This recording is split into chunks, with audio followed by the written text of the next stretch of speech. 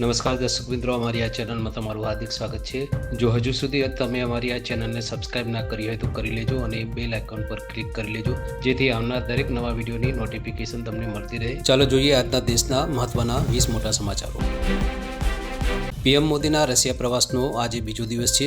PM Modi મંગળવારે મોસ્કોમાં ભારતીય સમુદાયના લોકોને મળ્યા હતા। આ દરમિયાન તેમણે પોતાના સંબોધનમાં કહ્યું કે તેમણે ભારતની ધરતીની સુગંધ ભારતમાંથી લીધી છે।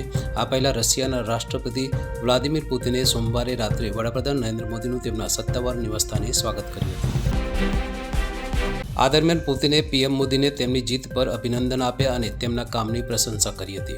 મહત્વનું છે કે વડાપ્રધાન મોદીને મિત્ર કહીને આવકાર આપ્યા બાદ પુતિને પોતે ઇલેક્ટ્રિક કાર ચલાવીને મોદીને પોતાના ઘરે લઈ ગયા હતા। મોદીએ રશિયામાં ભારતીય સમુદાયને સંબોધિત કરીને ભારતની શક્તિનો પરચો આપ્યો છે। આ સાથે તેમણે દેશ કઈ રીતે પ્રગતિ કરી રહ્યો છે તે અંગે વાત કરી છે। ભારતીય સમુદાયને સંબોધતા પીએમ મોદીએ કહ્યું કે આજના ભારતમાં તે જે પણ લક્ષ્ય નક્કી કરે છે તે સફળ રહે છે। આજે ભારત એ દેશ છે જેને ચંદ્રયાન-3 ચંદ્ર પર મોકલ્યું છે, જ્યાં વિશ્વનો કોઈ પણ અન્ય દેશ પહોંચી શક્યો નથી। આજે ભારત એવો દેશ છે જે વિશ્વને ડિજિટલ ટ્રાન્ઝેક્શનનું સૌથી વિશ્વસનીય મોડલ આપી રહ્યું છે।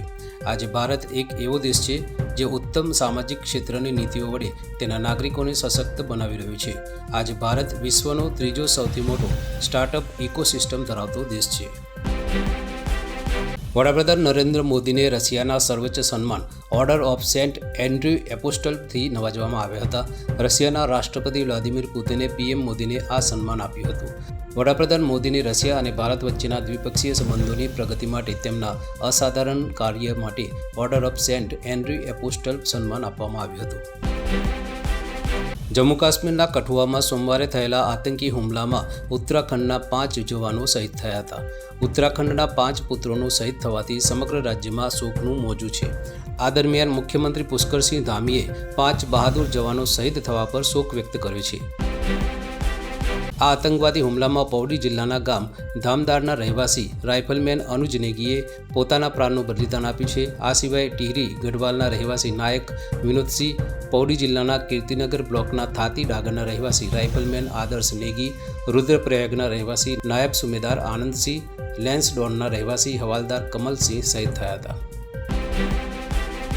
જમ્મુ કાશ્મીરના કઠુઆમાં ગઈકાલે આતંકીઓએ હુમલો કર્યો હતો, જેમાં 5 જવાનો શહીદ થયા હતા।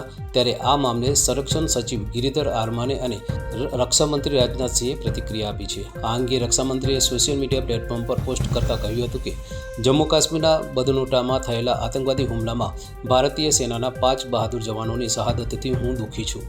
શોકગ્રસ્ત પરિવારો પ્રત્યે મારી ઊંડી સંવેદના છે। આ મુશ્કેલ સમયમાં દેશ તેમની સાથે છે। આતંકવાદ વિરોધી કામગીરી ચાલુ છે અને અમારા સૈનિકો આ વિસ્તારમાં શાંતિ અને વ્યવસ્થા જાળવવા માટે પ્રતિબદ્ધ છે। શુક્રવાર 5 જુલાઈના રોજ રાષ્ટ્રપતિ ભવનમાં કેપ્ટન અંશુમનને મરણોત્તર કીર્તિ ચક્રથી સન્માનિત કરવામાં આવ્યા, જે તેમની પત્ની સ્મૃતિ અને માતા મંજુએ લીધો હતો। આ દરમિયાન સ્મૃતિએ તેના અને પતિ અંશુમનની છેલ્લી ઘડીની વાતો મીડિયાને જણાવી હતી, જેનો વિડીયો સોશિયલ મીડિયા પર વાયરલ થયો હતો। આ દરમિયાન ઘણા સોશિયલ મીડિયા યુઝર્સે સ્મૃતિનો વિડીયો જોઈને તેના પર કોમેન્ટ્સ કરી છે। આ કમેન્ટ્સમાં અનેક સારી કોમેન્ટ્સ હતી તો કેટલી અભદ્ર અને અપમાનજનક કમેન્ટ્સ પણ હતી। રાષ્ટ્રીય મહિલા આયોગ NCAA કીર્તિ ચક્રથી સન્માનિત કેપ્ટન અંશુમન સિંહની પત્ની વિરુદ્ધ ઓનલાઈન અભદ્ર અને અપમાનજનક ટિપ્પણીને ગંભીરતાથી લીધી છે।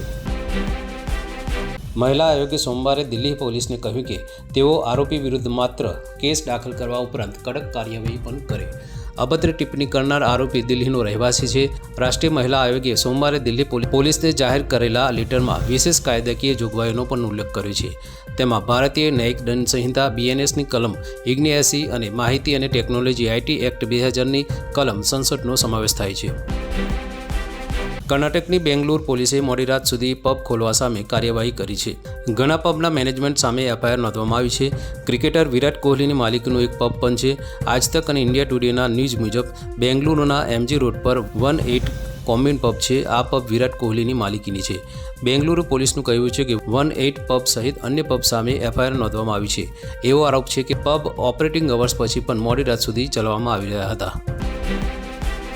બાબા રામદેવની પતંજલિ આયુર્વેદ લિમિટેડે મંગળવારે સુપ્રીમ કોર્ટમાં જણાવ્યું હતું કે હાલમાં તેમની કંપનીએ 14 ઉત્પાદનોનું વેચાણ અટકાવી દીધું છે, જેનું ઉત્પાદન લાયસન્સ એપ્રિલમાં ઉત્તરાખંડ રાજ્ય લાયસન્સિંગ ઓથોરિટી દ્વારા સસ્પેન્ડ કરવામાં આવ્યું છે. પતંજલિએ જસ્ટિસ હિમા કોહલી અને જસ્ટિસ સંદીપ મહેતાની ખંડપીઠને જણાવ્યું હતું કે તેમને 5606 ફ્રેન્ચાઇઝી સ્ટોર્સને આ પ્રોડક્ટ પાછી ખેંચી લેવાનો નિર્દેશ આપ્યો છે. પશ્ચિમ બંગાળમાં એક મહિલાને બેરહમીથી મારવાનો વધુ એક વિડીયો વાયરલ થયો છે. આ વિડીયોમાં ચાર પુરુષ એક મહિલાને હાથ પગથી પકડી રાખે છે, જ્યારે બે પુરુષ મહિલાને લાકડી વડે મારતા જોવા મળે છે. આ દરમિયાન મહિલા ચીસ પાડે છે, પરંતુ આરોપીઓ તેને મારવાનું બંધ કરતા નથી. સોશિયલ મીડિયા પર શેર કરવામાં આવેલા આ વિડીયોમાં દાવો કરવામાં આવ્યો છે કે આ ઘટના કમરહાટી જિલ્લાના અરિયાદહા ઇઝાકીના તાલ તાલા ક્લબમાં બની હતી. એવો પણ દાવો કરવામાં આવ્યો છે કે મહિલાને મારનાર મુખ્ય આરોપી જયંતસિંહ છે, જે ટીએમસી ધારાસભ્ય મદન મિત્રાના નજીકના સાથી છે, જે વિસ્તારમાં સોપારી લેવા એટલે કે પૈસા માટે લોકોની હત્યા કરવા માટે જાણીતો છે. આ વિડીયો 8 જુલાઈના રોજ સામે આવ્યો હતો, જેના વિશે બંગાળના બેરકપુરની પોલીસે કહ્યું હતું કે આ એક જૂનો વિડીયો છે, જે હવે સોશિયલ મીડિયા પર વાયરલ થયો છે. આ અંગે પોલીસે જાતે જ નોંધ લીધી છે અને ગુનો નોંધ્યો છે. વિડીયોમાં દેખાતા તમામ લોકો સામે કાયદેસરની કાર્યવાહી શરૂ કરવામાં આવી છે. બે આરોપી પહેલાથી જ પોલીસ કસ્ટડીમાં છે. દિલ્હી પોલીસની ક્રાઇમ બ્રાન્ચે મંગળવારે 7 જુલાઈ આંતરરાષ્ટ્રીય ઓર્ગન ટ્રાન્સપ્લાન્ટ રેકેટનો પર્દાફાશ કર્યો છે. આ કેસમાં મહિલા ડોક્ટર સહિત 7 લોકોની ધરપકડ કરવામાં આવી છે. ક્રાઇમ બ્રાન્ચના ડીસીપી અમિત ગોયલે જણાવ્યું હતું કે આ રેકેટનો માસ્ટરમાઇન્ડ એક બાંગ્લાદેશી છે. ડીસીપી અમિત ગોયલે કહ્યું હતું કે અમે ડોનર અને રિસીવરની પણ ધરપકડ કરી છે. આ રેકેટમાં સામેલ રસીલ નામનો વ્યક્તિ દર્દીઓ અને ડોનર્સની વ્યવસ્થા કરતો હતો. તે દરેક ટ્રાન્સપ્લાન્ટ માટે 25 થી 30 લાખ રૂપિયા લેતો હતો. આ રોકેટ 2019થી ચાલતું હતું. ક્રિકેટના મોટા સમાચાર જોઈએ. ગૌતમ ગંભીર ટીમ ઇન્ડિયાના હેડ કોચ બની ગયા છે. બીસીસીઆઈના સેક્રેટરી જય શાહે મંગળવારે જાહેરાત કરી હતી. 42 વર્ષના ગંભીરે ધ વોલ તરીકે જાણીતા રાહુલ દ્રવિડનું સ્થાન લીધું છે. T20 વર્લ્ડ કપ બાદ દ્રવિડનો કાર્યકાળ પૂરો થયો છે. ગંભીરનો કાર્યકાળ જુલાઈ 2027 સુધી ચાલશે. ગંભીરે 1.5 મહિના પહેલાં કોલકાતા નાઇટ રાઇડર્સને IPL 2024માં ચેમ્પિયન બનાવ્યું હતું. તેઓ આ વર્ષે કોલકાતા ફ્રેન્ચાઇઝીના મેન્ટર બન્યા હતા. આટલું જ નહીં, તેમની મેન્ટરશિપ હેઠળ ગંભીર લખનઉ સુપર જાયન્ટ્સને સતત 2 સિઝનમાં પ્લેઓફમાં લઈ ગયા હતા.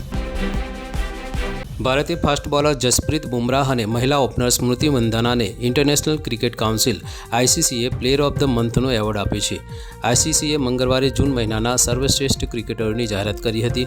આવું પહેલીવાર બન્યું છે કે જ્યારે એક જ દેશના ખેલાડીઓએ એક જ મહિનામાં મેન્સ અને વુમન્સ બંને એવોર્ડ જીત્યા છે.